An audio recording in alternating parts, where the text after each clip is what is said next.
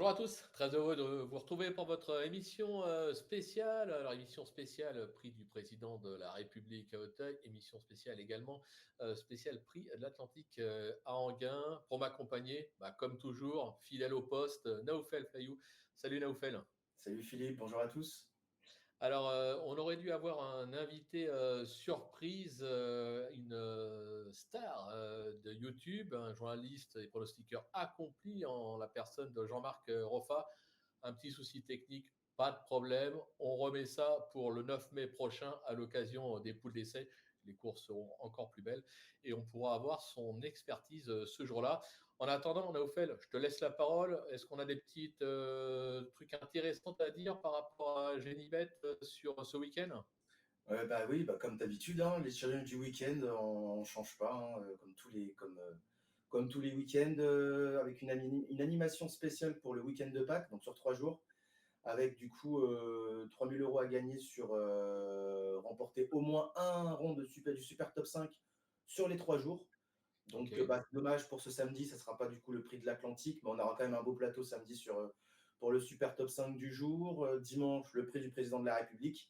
Et enfin, le lundi, un Super Top 5, attention, départ 15h15 sur l'hippodrome de Fontainebleau. Ok, pas de problème. On va attaquer d'entrée de jeu. On va attaquer par le président de la République. Hommage ce dimanche, c'est le problème d'Auteuil. Le président de la République, c'est l'handicap le plus richement doté de l'année sur le steeple à Auteuil. Une épreuve 4700 mètres, 15 partants, une course qui s'annonce, on va pas se le cacher, des plus ouvertes. Je pense qu'on pourra la recourir 3 fois. On n'aura probablement pas la même arrivée.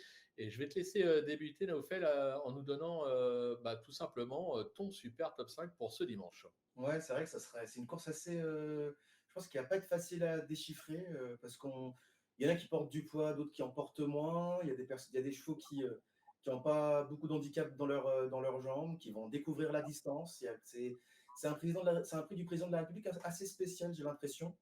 Ouais, Avec le numéro 15 en valeur 49 qui va tenter de pourquoi pas faire une sacrée performance, ce qui est c'est clair. pas non plus négligeable, hein, et c'est pas non plus un interdit. Donc, du coup, pour moi, mon pronostic du super top 5 de ce dimanche sur les forums d'Auteuil, ça sera du coup le numéro 12, Feuille Verte. J'aime beaucoup également le numéro 8, Docteur Caléo, le numéro 7, Jost, le numéro 10, Iradius, le numéro 6, Echo de Chandou, et enfin le numéro 5, Brexit, ouais, sûrement le favori de la course, mais que je mets un peu loin parce que le terrain s'est asséché par rapport aux derniers mois, dernières semaines. Des chevaux qui vont découvrir la distance. Donc, je pense qu'il part pas tout seul pour la gloire, je pense, Brexit. Je suis d'accord avec toi, puisque moi aussi, je l'ai placé en dernière position dans mon super top 5, que je vais vous donner tout de suite. Moi, je vais partir en tête du 10, Iradius, le numéro 7, Just, le 3, Benou, le numéro 4, Inaya Jones, l'As, Scatar, et le numéro 5, Brexit. Alors, en commun, on a Brexit, le numéro 5, on a le 10, Iradius, on a le 7, Just. Voilà, ces 3 chevaux qui, logiquement, on est d'accord, si tout se passe bien dans le parcours, devraient pouvoir lutter activement pour le podium. Ouais, je pense. Bon, Brexit, j'en ai parlé. Après, ouais, il a battu quand même beaucoup de chevaux qu'il retrouve ici, surtout la dernière fois. Jost, bon, ça va être un premier handicap en steeple. Il avait Ouais, déjà gagné un handicap en 62 de valeur. Il est en 62 également en steeple. Très souvent à l'arrivée sur ce parcours. Il a quand même couru contre les meilleurs dans des très grosses courses sur les forums d'Auteuil, hein, même dans des groupes 1. c'est clair. Voilà, c'est un cheval qui se place, qui est souvent dans des courses à conditions, battu par les meilleurs, mais qui prend quand même des bonnes troisième, quatrième places. C'est pas un mauvais cheval, loin de là. Et idem pour Iradius, très bon troisième dernièrement. Il peut faire des fautes durant le parcours, c'est un peu Ouais, c'est ça. son talon d'Achille. Mais s'il tombe pas, et j'espère pour lui, je croise les doigts pour son entourage, il devrait rentrer dans la bonne combinaison de ce super top 5, je pense. Ouais, je suis d'accord avec toi. C'est vrai que moi, le 7, par exemple, Joss, c'est un peu mon coup de cœur. C'est quand même un cheval troisième du Maurice Gillois. Alors, c'était en 2023. C'est vrai que ça date. C'est un cheval qui a été éloigné des pistes, qui est revenu, Mm. qui sont le mieux, justement. Quelque part, le côté, entre guillemets, fraîcheur, ça peut y servir. Bien Pour sûr. moi, en valeur intrinsèque, c'est un cheval qui peut tout à fait s'imposer. Iranus, tu l'as dit, récent troisième, le dernier coup du Luthor 3. voilà, c'est un cheval maintenant qui fait des fautes. S'il est impeccable, pour moi, ça peut être tout simplement le vainqueur. D'ailleurs, je l'avais pris en note et je voulais conseiller dans le bloc-notes d'Eugénie que vous pouvez retrouver toutes les 2 semaines. Et je pense que c'est vraiment un cheval à suivre et qui a un bel avenir devant lui. Troisième favori qu'on avait en commun, bah, Brexit, tu l'as dit. Alors, on l'a mis un petit peu derrière. Maintenant, voilà, je me dis que c'est un cheval deuxième du Luther 3. Sur cette course-là, en général, quand ils finissent 2 troisièmes du Luther 3, bah, ils ne prennent pas de poids. Ouais. Donc, la course, bah, ils sont plutôt bien engagés. Ça peut être amusant. Alors, on a Mm. parlé des chevaux qui nous semblent être entre guillemets les plus sûrs. Maintenant, place aux chevaux qu'on a tenté, des coups de cœur, des coups de poker. Tu mettrais qui en avant? Et notamment, je pense à Feuille Verte, parce que Feuille Verte, c'est quand même osé de mettre ça en tête, non? Ouais, genre c'est osé, mais bon, j'aime bien son entraîneur, on connaît bien la Kazakh, hein, bien connue. Il y a des choses qui vont peut-être l'avantager quand on voit ses performances. Bon, c'est pas ridicule, hein, Ouais, mais ouais. souvent, bon, elle court elle court sur des pistes très pénibles, collantes, voire lourdes. Et Ouais. bon, elle a déjà bien fait, elle a déjà gagné sur des pistes de cet acabit-là, mais c'est très rare de l'avoir vue sur des courses, sur des pistes souples, voire très souples. Elle avait déjà Ouais. très bien fait, donc je pense qu'il y a moyen que ça soit intéressant. Elle va aussi découvrir le rallongement de la distance également. Ça peut aussi lui faire du bien. Et son petit poids également, hein, qui est de 62 kilos, qui va être vraiment intéressant à suivre. Donc voilà, je tente un coup avec Feuille Verte, vu que c'est un gros handicap et que sûrement que le poids peut faire la différence dans ce lot. Bah justement, tu parlais de poids, bah, je vais en parler avec l'As, moi, Scatar, parce que bon, c'est quand même un cheval qui a gagné le Grand Steeplechase de Dieppe. Alors, tu Bien vas me dire, sûr, c'est ouais. Mmh. attention, Dieppe, de mémoire, on appelle ça le petit Auteuil. Donc, Ouais, ouais. c'est une référence. Moi, j'adore, bah, évidemment, tous les pensionnaires de Gaby Landers. En plus, Gaby Landers, il est en feu actuellement. Il n'arrête pas Mmh. de placer ses chevaux, que ça soit à Compiègne, Fontainebleau ou Auteuil, c'est la même chose. C'est un cheval qui possède de la qualité. Alors, certes, il porte du poids, mais on sait qu'en obstacle, quand on porte du poids, c'est qu'on est bon. Mmh. Moi, je me dis, voilà, ça peut être, ça partira pas à 3 contre 1. Ça peut être vraiment amusant à tenter. Je pense que dans une combinaison élargie, il faut le placer. Et moi, j'aimerais bien que tu me dises un petit mot rapide aussi sur tes deux autres chevaux avec Docteur Caléo. Je sais qu'il est très chuchoté. Et puis, bah, le vieux, entre guillemets, Mmh. écoute Chandou, mais qui possède aussi quelques moyens, hein. Oui, bah, en fait, en revenant vite fait sur Scatar, en fait, ce qui me dérange dans son profil, c'est qu'à Auteuil, bon, il a quand même été placé, mais il a jamais fait de superbe, il a pas une vraie course référence lui permettant D'accord. de se dire bon bah ça peut le faire. Avec ce poids-là, ça me dérange, mais comme tu dis, Gaby Lenders en pleine forme actuellement. Ouais. Donc voilà, hein, c'est en plus c'est un gros cheval, donc massif. Donc moi, ça me choquerait pas qu'il soit dans les 5 premiers. C'est l'un de Ouais. mes regrets, j'en ai deux, c'est Scatar et Joyeuse Haleine. D'accord. Mais voilà, j'ai préféré le poids me déranger et le fait qu'il ait pas une course de référence à Auteuil m'a également dérangé. Mais du coup, Ok. en revenant rapidement sur Docteur Caléo, ben, on le connaît bien, c'est quand même pour moi, c'est un top cheval. Ouais. Il a fait l'arrivée de cette course-là en 2021 en finissant sixième. Il était en 65 de valeur, donc déjà, il avait quand même une sacrée. Il portait beaucoup de poids. Ouais. Là, il sera en 61, donc c'était plutôt intéressant. Il revient dans les handicaps. Il n'en a pas couru énormément dans sa carrière. Il en a couru 4. Ouais. Et cet hiver, il a fini bon troisième à Pau en valeur 60.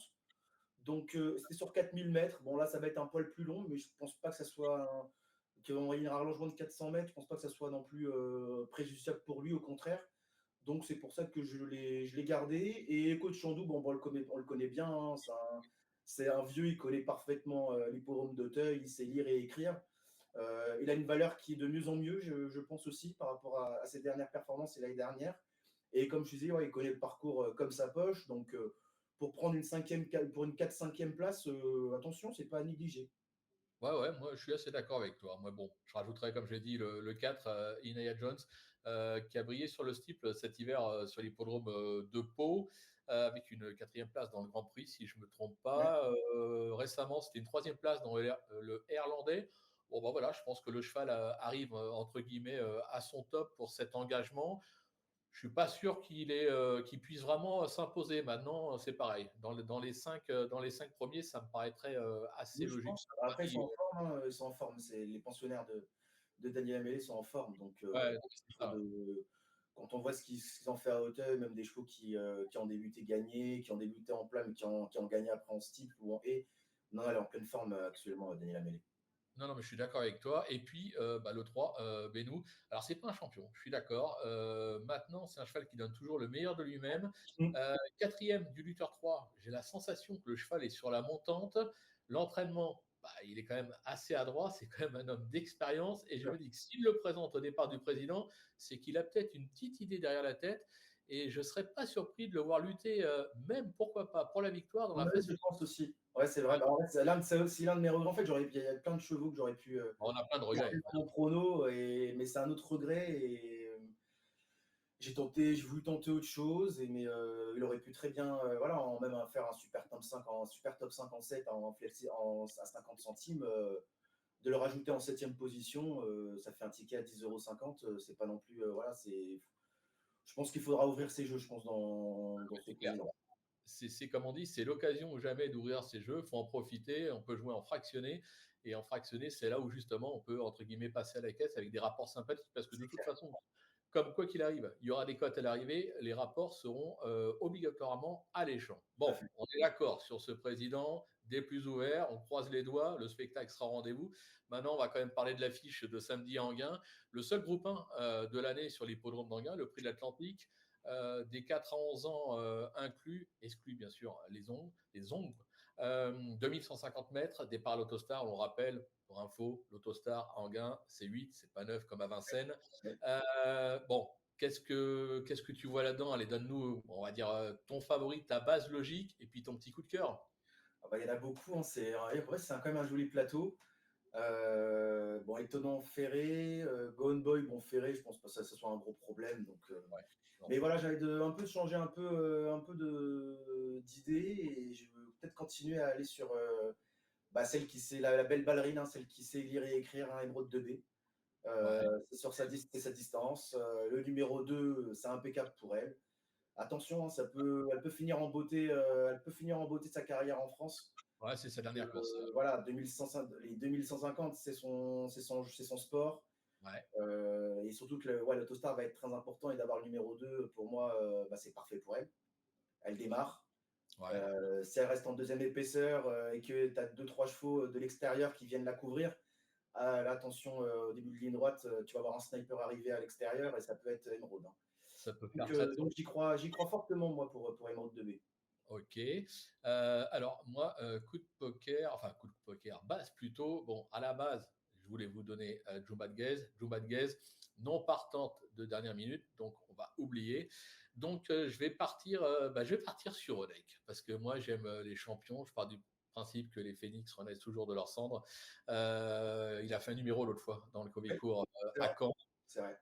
Cheval qui, sur voilà, courte distance, il n'est jamais plus fort que les autres. Le 8 derrière l'Autostar, on va dire attention, c'est un problème. Mais attention, c'est un cheval qui est capable de démarrer super vite.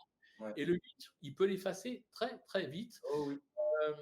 Philippe Allaire, homme adroit, homme de parole, homme qui aime bien se la jouer après les courses, mais également avant les courses.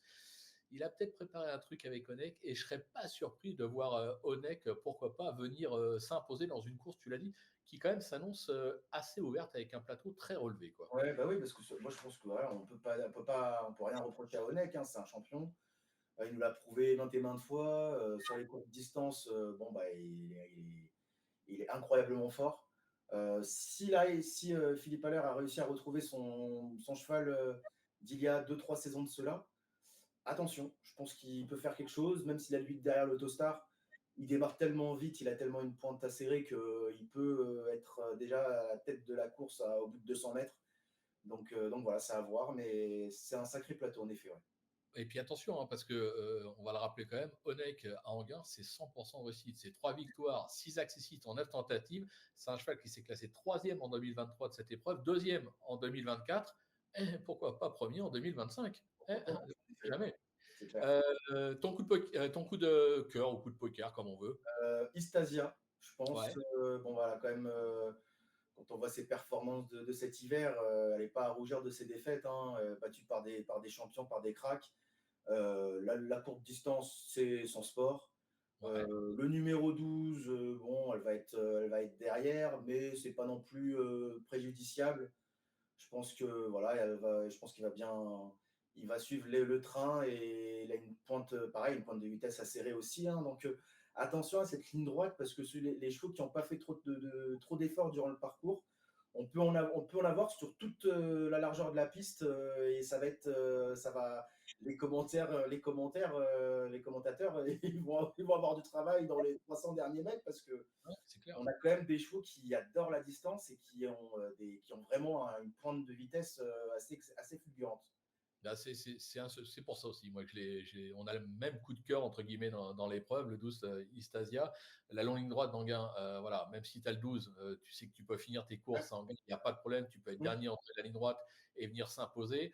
C'est quand même, elle a quand même gagné au niveau classique en Italie, elle s'est placée dans le Continental, dans le Bald Eagle. Mmh. Voilà, c'est pas n'importe qui, quoi. Alors Non, oui, bien c'est sûr. vrai que papier, tu dis, bon, bah, Gone Boy, Onek, même Hussard du Landré, Mode de Bay, c'est peut-être un tout petit peu au-dessus en France. Mais moi, je me dis qu'avec le bon parcours, justement, en étant ramené sur une pointe, ça peut faire très très mal et on pourrait, pourquoi pas, voir par exemple Emerald de Bay et Istasia disputer la gagne dans la phase finale par rapport à leur façon de courir, quoi. Donc, moi, je suis Ouais. assez Mais il confiant tente quand un même. truc quand même, hein. Il tente un truc parce que ça va être le plus jeune. Ouais, Il a 5 ans, ouais. donc il va falloir, attention, il affronte des vieux de la vieille, qui savent tout faire, donc mais voilà. Pour moi, s'il tente le coup, c'est qu'il sait qu'il a quand même une bonne chance et qu'il peut rentrer il peut rentrer dans les 3-4 premiers. En vrai, avec le bon parcours, il peut rentrer dans les 3-4 premiers, je pense, sans problème. Non, non, mais c'est clair, il faudra choisir entre la jeunesse au pouvoir et la vieille garde de retour, comme on dit. Mais c'est une course qui s'annonce des plus ouvertes. Quoi qu'il arrive, on va avoir un Ouais, spectacle magnifique. Ça, c'est sûr et certain. Bon, bah, je crois que Novel, on a fait le tour de ces deux épreuves, hein. On aurait pu parler d'autres chevaux, mais bon, voilà, on les connaît tous par cœur. Étonnant, bah, juste un petit mot sur Étonnant avant de conclure. Voilà, Étonnant, c'est le retour. Je parlais du Phénix qui renaît toujours de ses cendres. Ah, ça lui va très bien. ah, On il a fait quelque chose d'incroyable quand même, hein, pour son retour. Ah ouais, non, c'est clair. Et puis bon, il a son invitation pour les clubs et Oui, voilà, maintenant on sait que si, ça court bien samedi, direction l'Elite Club et là, ça serait oui. extraordinaire de revoir Étonnant au départ de l'Elite Club alors qu'on pensait que bon, Surtout c'était au pas de fini, quoi. s'il gagne l'Elite Lopez, ça serait Ah, c'est ça devient un sûr. monument. Faudrait lui construire un monument à Solvala, hein. Mais c'est clair, c'est clair. Bon après de toute façon comme tous les chevaux de Verstering, genre Timoko, Étonnant, on peut faire des statues, il y a pas de problème, c'est Ouais, des cracks c'est clair. quoi qu'il C'est arrive. clair, en effet. Bon. Bon, bah écoute, Naofel, on a fait le tour, on va se quitter là-dessus, on va donner rendez-vous à tous nos amis ben, pour la prochaine émission spéciale, ça sera le vendredi 9 mai, où on décryptera les poules d'essai, poulain et pouliche. On sera bah, accompagné logiquement avec Jean-Marc Roffa qui pourra nous apporter son analyse et son décryptage de ces quelques courses. Et en attendant, quoi qu'il arrive, si vous êtes dans le coin ce week-end, que ce soit à Anguin ou à Auteuil, n'hésitez pas à aller sur l'hippodrome parce que le spectacle va être sûr au rendez-vous. Bye bye Naoufel. Salut Philippe, salut tout le monde. Bye.